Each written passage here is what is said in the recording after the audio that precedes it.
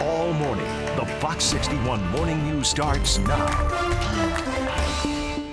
And right now at 6 o'clock, the holiday travel rush is on. Brooke Griffin's live at Bradley this morning with more on what you can expect if you're headed there.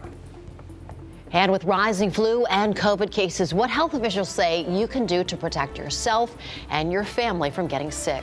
Also, people across the world and right here at home all celebrating the first night and the first full 24 hours here of Hanukkah. Good morning and happy Hanukkah, everyone. Thanks so much for being with us here at 6 on Fox 61. I'm Erica Arias. And I'm Tim Lammers. Good morning to you. First things first, let's talk about the forecast to get the day and the work week started. And I guess, Matt Scott, we could say quiet for now. Here's how you know things are a foot long range, because the first map I'm going to show you is the big one. We never do that, but we're doing it this week. If a lot of you are traveling, we know that towards the end of the week. Obviously, big holiday, Christmas. By the way, happy Hanukkah for those who are celebrating. You can't see it here. There's going to be a big system developing, coming this way, causing a lot of trouble. A quiet start to the forecast for today as we look for a decent amount of sunshine and really nothing to worry about temperature-wise. Things are looking pretty good with seasonal numbers. 26 now in Hartford, 35 in New Haven. That's not bad. With a wind out of the north and west, we're dropping it down to the lower 20s inland. Stand by for that. Bus stop forecast is fine today. The kids are obviously chilly at the bus stop. It's December. 26 now. Seasonal numbers later on with a lot of sun. 39 degrees as the kids get off the bus later on. Again, all eyes are going to be on the second half of the week. We'll talk about that. Time it out for you. What's it mean for us and all around us? It's coming up in a few minutes, guys. Back to you. Okay. Well, thank you so much, Matt. That's a lot to talk about here. We will certainly check back throughout the morning. All right, well, with pending storms for later this week, if you're going to be traveling by air, get ready for, unfortunately, even more headaches. That being said, if you're getting out early, you're going to have an easier time. Fox 61's Brooke Griffin is live at Bradley International in Windsor Locks with more. Brooke looks nice and quiet and calm. Hopefully that's what's really going on and not just in our field of view. Well, quiet and calm is what has been happening in the last maybe half hour or so. But whenever we first arrived around 4 o'clock this morning, Bradley International was absolutely packed with people trying to get ahead of that holiday rush. They're also trying to get ahead of that major snow and rain event that is headed our way later this week. Now, the National Weather Service says that huge storm is going to bring feet of snow and bitterly cold temperatures for the Rocky Mountains and the Midwest before it barrels over here to the East Coast. They predict this will mostly be a large rain and wind event for the Northeast due to the temperatures being unseasonably mild leading up to that storm. Now, behind the system comes a blast of Arctic air, leaving much of New England well below freezing for highs over Christmas weekend. AAA predicts around 113 million people will travel at least an hour away from home for Christmas and New Year's, packing the airports and roads as that winter weather moves in. Now, for those of you who are flying out west later this week, they say delays and cancellations are to be expected once the winter system starts to move through. One woman says she's flying to Detroit to pick up her daughter today. She says they planned months ago for the possibility of typical northern weather. When she drove out there in September, I was like, have fun. But then you're coming home in December, like it could be terrible. So we made the plan for me to come with her on the way back. It looks like it's going to be fine, but just in case. And airport officials are, of course, making everybody, asking them and encouraging them to go ahead and sign up for your flights and airlines text alerts. That way you know exactly what's going on with your flight as soon as any information is released this week.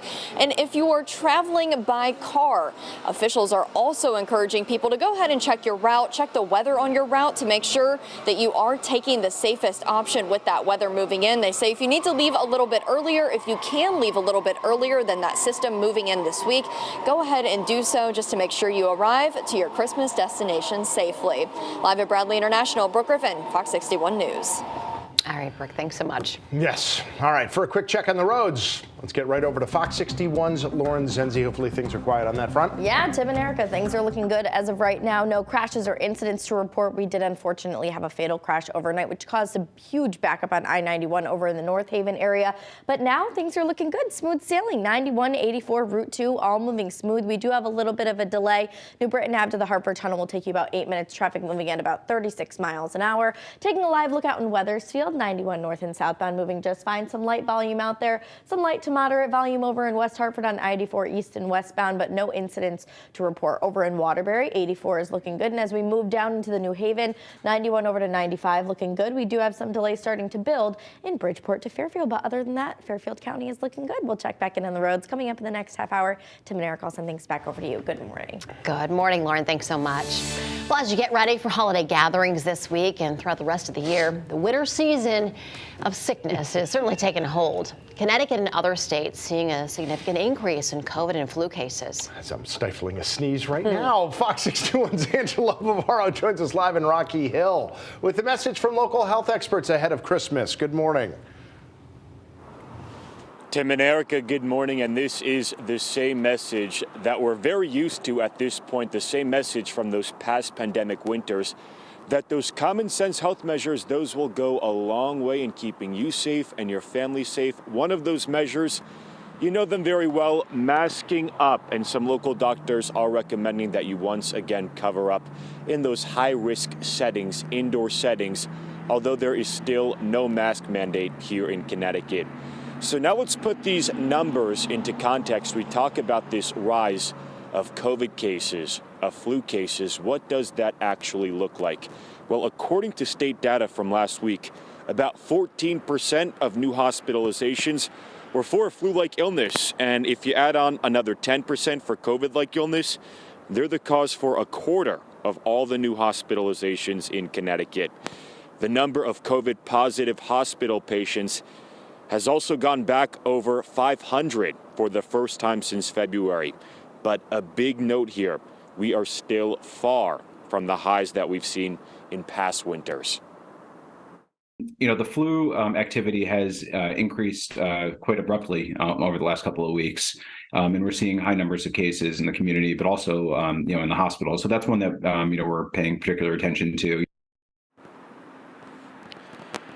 And despite this rise in respiratory illnesses this winter, Connecticut's hospital beds are no more full now than they were at the start of October. Take a look at this. About 80% of all the available inpatient beds in Connecticut are being used right now, and about 70% of the ICU beds are being used, which is about where those percentages normally are. And some more good news as we head into this winter month.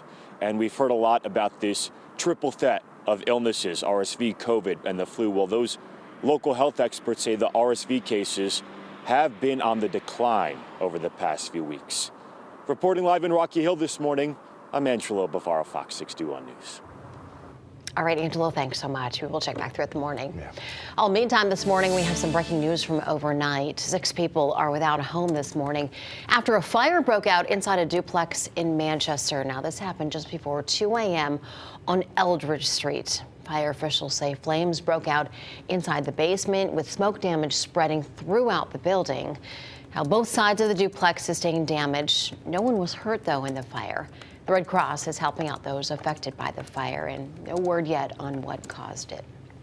Well, 5 people are without a home after their home in Manchester went up in flames. This happened early Sunday morning on Wadsworth Street, and crews were able to put the fire out before anybody got hurt. Looks like the building, for the most part, fared well, at least on the outside. And the Red Cross is helping those 5 people find a place to stay. A similar scene in Hartford. 6 children and 4 adults are looking for a place to stay permanently this morning after they were forced out of their home on Lenox Street after a fire. You can see the damage there in the back of the building. Firefighters got there just before 11 o'clock Saturday night, and there were no reports that anybody was hurt. All right, to New Haven now, where several passengers on a Velo Airlines flight had their travel plans disrupted on Sunday. A spokesperson with the airline says a gear issue forced the plane to land at Bradley International. They say inspection crews fixed the issue. The flight then headed to its Florida destination. And one man is dead after a shooting on Sunday afternoon in Hamden.